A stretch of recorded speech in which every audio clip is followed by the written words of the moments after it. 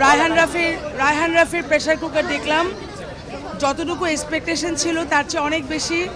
বিশেষ করে সিনেমাটা শেষ হওয়ার পরে যখন রায়হান রফি, নাজিভা তুষি এবং চঞ্চল চৌধুরী ছিলেন, so will feel very good. So because ওদেরকে দেখলাম, ওনাদের কথা শুনলাম, এবং রায়হান রফি ডিরেক্টর হিসেবে উনি যেভাবে এত অবিডিয়েন্ট এবং এত সুন্দর করে আমাদের কাছে উনি নিজেকে প্রেজেন্ট করেছেন, so very good to see them. যত ফিল্ম দেখেছি সবই খুবই সুন্দর এবং ওনার জন্যই আমরা আসছি, এবং অ্যাক্টর অ্যাক্ট্রেস তো আমাদের পছন্দের, এবং উনি ছবিটা খুবই সুন্দর ছিল। ছবিটা খুব বাঁধন দেখছিলেন হলে মুভিটা?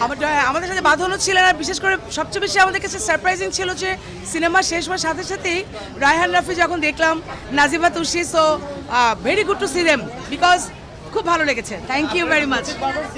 আমরা সবসময় সিনেমা দেখতে আসি। কোন ধরনের সিনেমাগুলো আসলে ভালো লাগে আপনাদের? মানে আসলে এখন বাংলা সিনেমাগুলো বেশিরভাগই কিন্তু খুব সামাজিক হয়, তো সো গল্পটাও ভালো থাকে, দু একটা ছাড়া, তো সেগুলো আসলে আমরা খুব এনজয় করি, আমরা এনজয় করি।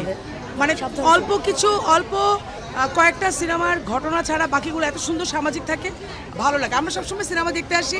আমরা চাই রায়হান রাফি, রেদওয়ান রনির মতো ডিরেক্টররা সবসময় আসেন, ওনারা সিনেমাগুলো করুন। আমাদের এই মানে বাঙালির যে ঐতিহ্যগুলো সেগুলো সব ফিরে এসছে, এই জন্য আমরা খুবই প্রাউড ফর দেম।